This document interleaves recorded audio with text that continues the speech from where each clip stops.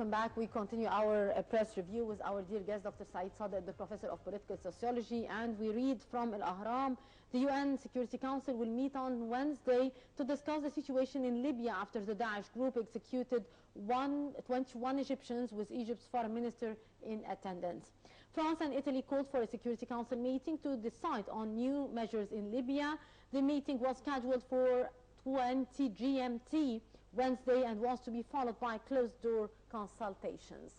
Of course, Foreign Minister Sameh Shoukry is in New York to attend the UN Security Council summit concerning combating terrorism in Libya with some calls for international coalition against the Daesh threats in Libya. How do you see these measures?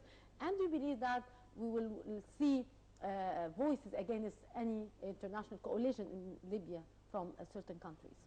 We have to compare the Syria-Iraq situation and Libya. Yeah. Syria-Iraq situation, you have many part of the population supporting ISIL. And the Sunni resentment in Iraq. You have also chaotic situation in Syria. When it comes to Libya, we are talking about a population of 6 million. 2 million have already left the country, so you have only about 4 million. Most of the Libyan people are against this extremism. As I mentioned before, the Libyan society is not hospitable to extremism. And so they are willing to support any intervention to get rid of those who are kidnapping, hijacking the country. Military intervention in Libya had succeeded before in toppling Gaddafi. It can also work this time in eliminating those groups if there is international coalition. I mean, Egypt cannot do this alone, and it is not our job to do this job alone. I mean, we are doing as a reaction to what is happening to defend our national security, defend our people.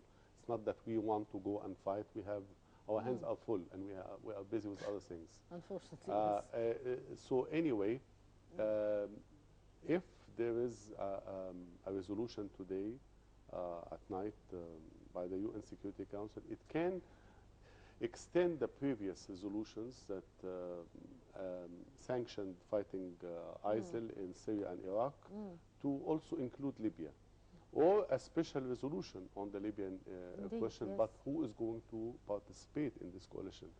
Egypt is talking about Gulf states, Emirates, Saudi Arabia, Kuwait, and Italy, and France, maybe. And France. Can those countries alone do it? Yes, they can do it. I don't need America. I mean, if the Americans are, as usual... But why America was the head of the countries calling for the fighting of Daesh and creating a coalition to fight Daesh in Syria and Iraq, and now they are not willing to fight Daesh in Libya? How do you see that? Of course, it is oil. The Libyan oil is domain of Italy, France, so they have a vested interest. Egypt has labor, big labor presence in Libya. We get workers remittances from Egyptian workers abroad from the Gulf and Libya, amounting to about $19 billion a year. So there is a big investment. The Americans are more interested in the Gulf oil, controlling and containing Iran, also using ISIL to blackmail Gulf states to buy weapons. I mean, look at Saudi Arabia. It is facing trouble in Yemen, which is now a big priority for them, and also they see ISIL in the north knocking at their doors. So you can play games with that situation. So we will see what the Americans will do. I mean, do we need the Americans in this operation? I don't think so. I mean, they are not that big.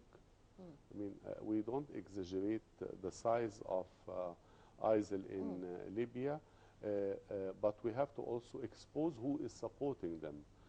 We have seen that some countries, including, I mean, the Libyan officials talk about the Qatari and Turkish involvement, and Turkey is unfortunately, Turkey is very shocking.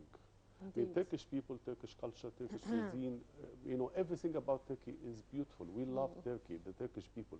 The trouble is the Turkish government. The Turkish government is causing a lot of trouble among all its neighbors. Everybody's complaining about Erdogan. I mean, nobody is happy with the policy. I mean, and you cannot leave Libya to be the backyard of Qatar, which is so far away, or Turkey, which is again so far away. Yeah. I mean, this is our backyard. And so anybody who is supporting terrorism, you get always this question, who is supporting ISIL? You cannot have a terrorist organization without media.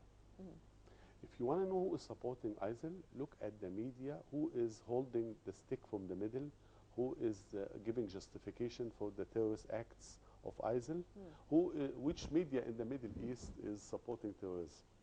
And you will know very well who is behind ISIL. Yes, indeed. Any terrorist organization does not exist in vacuum. Part of your, I mean, remember Ayman al-Zawahiri statement, the media is half of the battle. Margaret Thatcher said that the media are the oxygen of terrorism. So you have to look at the media. I cannot look at who is giving whom weapons here or there, but we hear about some of that. But anyway, one of the easiest way to identify terrorism and who's backing terrorism is look at which media is taking the side of terrorism and attacking anybody who attacks terrorist organization. So look at the media, for example. I mean, there is a new channel from the Muslim Brotherhood emerging in London, having all questions in a way to attack the Egyptian government for responding. As if, you know, if we are silent, they would tell you, oh, you are weak, you are coward, you don't do it. If we respond, oh, you are violating the Libyan territorial integrity and sovereignty. Although it was bluntly announced that Egypt conducted these operations in full cooperation with the Libyan authorities, and it was announced by Libya itself. I hope that Mr. Obama's summit for fighting violent extremism deals with international media supported by terrorist organizations coming from London, coming from Istanbul, coming from Doha. But, I mean, you cannot fight terrorism without, you know, dealing with one of the biggest tools, which is media. Remember why everybody talked about the slaughter of the Egyptian Copts? Because it was a Dracula movie. Yeah, indeed. And so they invest. The most important department in any terrorist organization is the media. They invest a lot of money in directing their films, in trying to terrorize people, in spreading the word, and that's why even Al-Azhar said that it is haram, yes, indeed, unlawful to circulate those movies. In fact, in media, this is very wrong to become the postman of terrorist groups. Oh, they had this statement, so I publish it. And they have this site, and they are saying, we will destroy the world, we will do No, I am not the postman. Yes, indeed. And it's very important that people should be aware of that. They should media not share. Also, yeah. You know, the media of any terrorist organization is very small. You know, a Twitter account, a Facebook, you know, that not many people are visiting. Yes, the videos but then you take it as a mainstream media, everywhere. and then you spread it all over the world, and then you terrorize people. I mean, this is a very small terrorist organization. It lives only on psychological warfare media. As I mentioned, the heart of terrorism is media. Look for who is providing cover and media justification and you know, supporting, and you will know who is a terrorist. Indeed. And back to Al-Ahram online, and we read the procedures of deporting 60 Egyptian workers in Libya with no legal status are underway.